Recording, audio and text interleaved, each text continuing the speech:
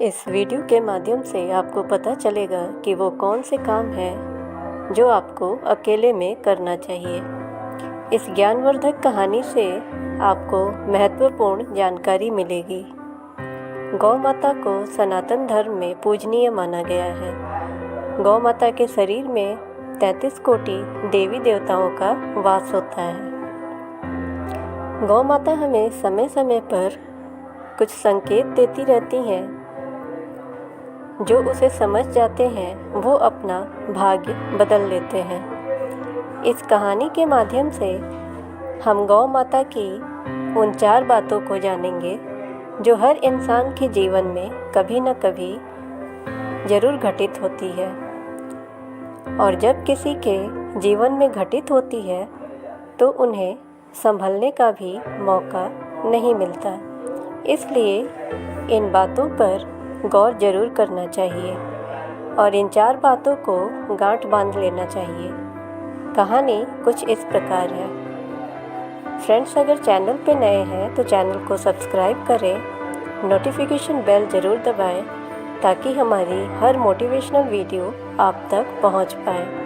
Video को ज़्यादा से ज़्यादा लाइक एंड शेयर करें। कहानी शुरू करते हैं। बहुत पहले की बात है। एक गांव में गोपाल नाम का एक आदमी रहता था। वह अपने गांव के बड़े बड़े लोगों के गाय को जंगलों में चराता था और उनकी देखभाल करता था। उनसे जो पैसा मिलता वह उसी से अपना गुजारा करता था। वही उसकी जीविका थी। यह उसका रोज का काम था। एक दो अपनी गायें भी रखता था वो, और बाकी गांव वालों के गायों को रोज़ चराने ले जाता था और पूरे दिन उनको जंगलों में चराता था। जिस जंगल में गोपाल गायों को चराने ले जाता था वहाँ एक पहाड़ था और उसमें एक गुफा थी।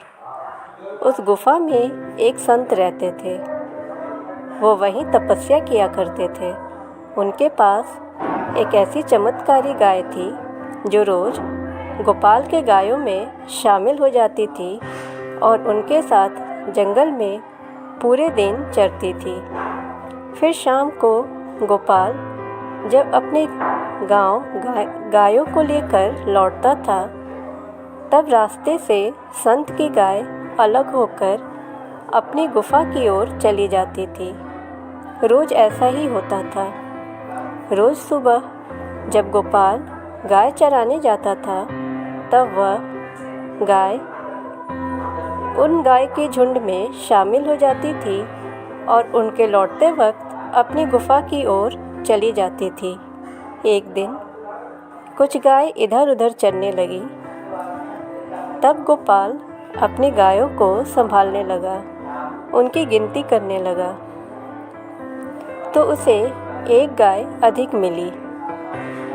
तब गोपाल सोचने लगा कि मुझे तो 99 गाय के ही पैसा मिलता है, पर गिनती करने पर तो ये 100 गायें हैं। लौटते वक्त शाम को गोपाल जिन लोगों की गाय को चराता था वो उनके पास जाता है और उनसे कहता है, मुझे 99 गाय का ही पैसा मिलता है, लेकिन मैं 100 गाय को चराता हूँ। गांव वाले गोपाल की बात सुनने के बाद कहते हैं कि हम तुम्हें अपनी जितनी गाय चराने के लिए दिए हैं उतनी गायों का पैसा दे देते हैं।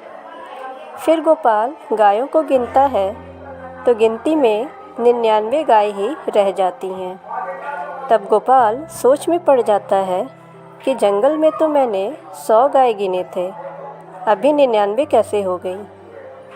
कहीं किसी और की गाय तो शामिल नहीं हो गई है। फिर दूसरे दिन सुबह गोपाल उन गायों को लेकर जाता है और रोज़ की तरह उस संत की गाय गोपाल के गायों के झुंड में शामिल हो जाती है। फिर जंगल पहुंचने के बाद जब गोपाल गायों की गिनती करता है तो उसे पूरी 100 गायें मिलती हैं। गोपाल बहुत सोच में पड़ जाता है कि शाम को घर लौटने के बाद जब गाय की गिनती मैंने की थी तो वहाँ मुझे 99 गाय मिली थी। अब गोपाल गौर करता है और उस गाय को पहचान जाता है कि ये किसी और की गाय है। फिर अगले दिन जब गोपाल गायों को चराने जाता है तो वह किसी दूसरे आदमी को अपने साथ ले जाता है और उससे कहता है, आज मुझे कुछ बहुत ज़रूरी काम है, इसलिए शाम को इन गायों को तुम ले जाना। शाम होते ही आदमी गोपाल की गायों को लेकर वापस गांव लौटने लगता है। गोपाल कहीं छुपकर उस गाय पर निगरानी रखता है। जब वह गाय आधे रास्ते से अपनी गुफा की तरफ मुड़ती है तब गोपाल उस गाय के पीछे पीछे चल देता है।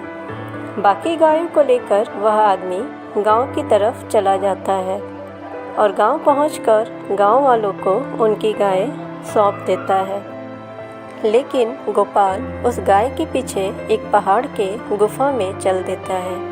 तब वह देखता है कि उस गुफा में एक ऋषि तपस्या कर रहे हैं और गाय वहां जाकर खड़ी हो जाती है।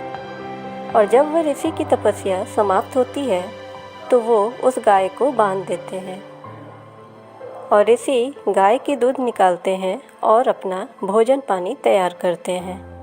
फिर कुछ समय बाद जब वह गाय गोबर करती है तो वह सोने का गोबर करती है।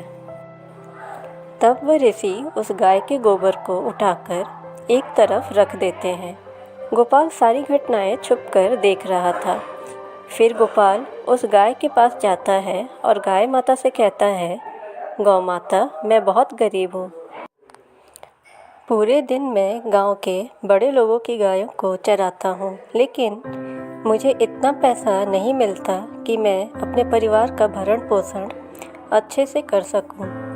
तब गौ माता गोपाल से कहती हैं कि यदि तुम किसी से ना कहो तो मैं थोड़ी देर में गोबर करने वाली हूँ। तुम उस गोबर को उठाकर अपने घर ले जाना। तब गोपाल कहता है कि गौ माता, गोबर से क्या होगा? गोबर तो मेरे पास 99 गायों की है, वो रोज़ ही गोबर करती हैं। गोबर से मैं धनी कैसे बन सकता हूँ? फिर गौ माता कहती हैं, गोपाल, मैं साधारण गाय नहीं हूँ, मैं चमत्कारी गाय हूँ। मेरा गोबर सोने का होता है, लेकिन इस बात को तुम गुप्त ही रखना, अपने घर पर भी किसी से मत बताना। गोपाल गौ माता की बात मान लेता है।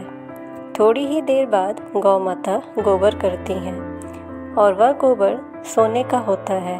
गोपाल उस गोबर को पाकर बहुत खुश होता है और गोबर उठाकर अपने घर ले जाता है। फिर रोज़ की तरह गोपाल गायों को चराने जंगल की तरफ जाता है और वह गाय उन गायों के झुंड में रोज़ की तरह फिर चली आती है। वो दिन में एक बार गोबर किया करती थी। गोपाल उस गोबर को उठाकर अपने घर ले जाता था। रोज़ सोने का गोबर पाकर गोपाल अमीर होने लगा। अब उसके घर में किसी भी चीज़ की कोई कमी नहीं रह गई थी। गोपाल अब गांव वालों की गायों को चराना भी बंद कर दिया। गोपाल का समय अब पूरी तरह बदल गया था। वह धनवान हो गया था, लेकिन एक दिन वह सारी बात अपनी घर वालों से बता देता है, जबकि गौ माता ने यह बात किसी को भी बताने से मना किया था। वह भूलकर अपने घर वालों को सारी बात बता देता है। उसकी तरक्की देखकर उसके रिश्तेदार और पड़ोसी उससे जलने लगे थे। वह सभी सोचने लगे थे कि ये इतना गरीब था, इसके पास अचानक इतना धन कहाँ से आ गया, इसे कौन सा खजाना मिल गया। जब ये गाय चराता था तब तो इतना गरीब था, अब ये गाय चराना भी बंद कर दिया, फिर भी धनवान कैसे होते जा रहा है बिना कुछ किए। अब उसके पड़ोसी और रिश्तेदार उस पर ज़्यादा ध्यान देने लगे, उसकी निगरानी करने लगे कि आखिर ये करता क्या है। कहीं से इसे आकस्मिक धन की प्राप्ति हो गई है, कोई खजाना मिल गया है। गोपाल जब रोज गौ माता की पूजा करता था और उनकी सेवा करता था तो लोग उसे देखा करते थे। गोपाल जब भी भोजन करता तब भी लोग उस पर निगरानी रखते थे। रात में जब वह विश्राम करने जाता तब भी लोग उसे देखा करते थे। गोपाल पर ही सबकी नज़र लगी रहती थी और उसकी तरक्की एक चर्चा का विषय बन गया था। गोपाल को जो गौ माता सोने का गोबर देती थी, अब वो गोपाल के पास आना बंद कर दी थी। इससे गोपाल के पास जो धन इकट्ठा हुआ था वो धीरे धीरे खत्म होने लगा और कुछ समय बाद वह फिर से गरीब हो जाता है और उसके पास कुछ नहीं बचता है, क्योंकि गौ माता गोबर देना बंद कर देती हैं। उसकी स्थिति पहले से भी बदतर हो जाती है। गोपाल बहुत दुखी और परेशान हो जाता है। फिर वह उसी गौ माता के पास जाता है। गौ माता के चरणों में गिरकर कहता है, हे गौ माता, पता नहीं मुझसे ऐसी क्या गलती हो गई है जो मैं फिर से निर्धन हो गया हूँ। अब मेरे पास खाने के लिए भी कुछ नहीं है। तब गौ माता कहती हैं, गोपाल, यह तुम्हारी करनी का फल है। ये तुम्हारी गलती के कारण हुआ है। आज मैं तुम्हें ऐसी 4 बातें बताऊंगी, यदि तुम उन बातों पर अमल करोगे तो कभी भी दुखी नहीं रहोगे, ना ही कभी तुम्हें पछताना पड़ेगा। गोपाल कहता है, माता आप मुझे बताइए, मैं उन बातों का ज़रूर पालन करूँगा।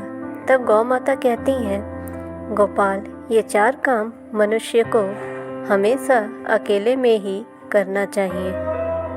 पहला, भगवान का भजन और साधना हमेशा अकेले में ही करना चाहिए। भगवान का भजन और आराधना अगर आप सबके सामने करेंगे तो उसका फल आपको नहीं मिलेगा। उसका फल देखने वालों को भी आधा मिल जाता है। इसलिए भगवान का भजन और साधना हमेशा अकेले में ही करना चाहिए। अगर आप किसी भी प्रकार का साधना करते हैं, अनुष्ठान करते हैं, कोई जप करते हैं तो उसे गुप्त तरीके से करना चाहिए, केवल अकेले में ही करना चाहिए।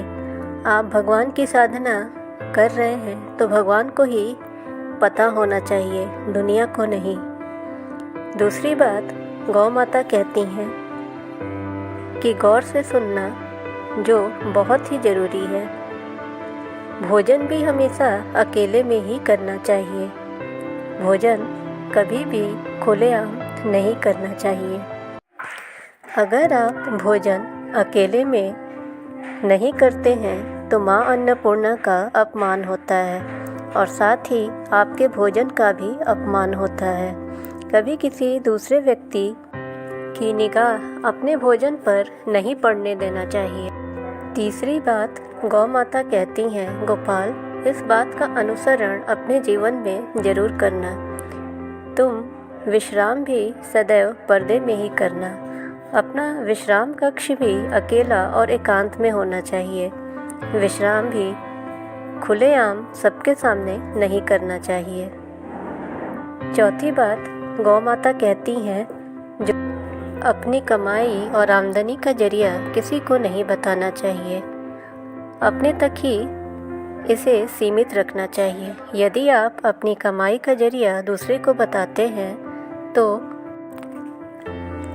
एक दिन ऐसा आता है जब आपकी कमाई का जरिया समाप्त हो जाता है। हो सकता है आपकी कमाई का जरिया जानकर कोई और उस पर कब्जा कर ले और आपकी कमाई का जरिया आपके हाथ से निकल जाए और आप हाथ मलते रह जाएं और दूसरा मालामाल होता जाए। ऐसा करके आप खुद अपने पैर पर कुल्हाड़ी मार लेंगे। इसलिए अपनी कमाई का जरिया गुप्त ही रखना चाहिए। गौ माता कहती हैं, गोपाल, यही गलती तुमने की है जिसका खामियाजा तुम्हें भुगतना पड़ा है। ये 4 बातें गौ माता गोपाल को बताती हैं और गोपाल इन 4 बातों को गांठ बांध लेता है और उसका पालन करता है। फिर गौ माता अपना गोबर गोपाल को देना शुरू कर देती हैं और गोपाल का दिन फिर से ठीक होने लगता है। इस कहानी से हमें यह सीख मिलती है कि ये 4 बातें हमेशा गुप्त रखना चाहिए, कभी किसी को नहीं बताना चाहिए। जो लोग इन 4 बातों का पालन करते हैं, उन्हें गुप्त रखते हैं, उनकी कभी कोई अहित नहीं होता है। सो फ्रेंड्स, उम्मीद करती हूँ कि यह कहानी आप सबको अच्छी लगी होगी। इस कहानी से आप सबको एक सीख मिली होगी। ऐसी ही मोटिवेशनल वीडियोस के लिए आप हमारे चैनल को सब्सक्राइब करें, नोटिफिकेशन बेल ज़रूर दबाएं ताकि हमारी हर कहानी आप तक पहुंच पाए। वीडियो को ज़्यादा से ज़्यादा लाइक एंड शेयर करें। तो मिलते हैं नेक्स्ट वीडियो में एक मोटिवेशनल स्टोरी के साथ। Thanks for watching the video.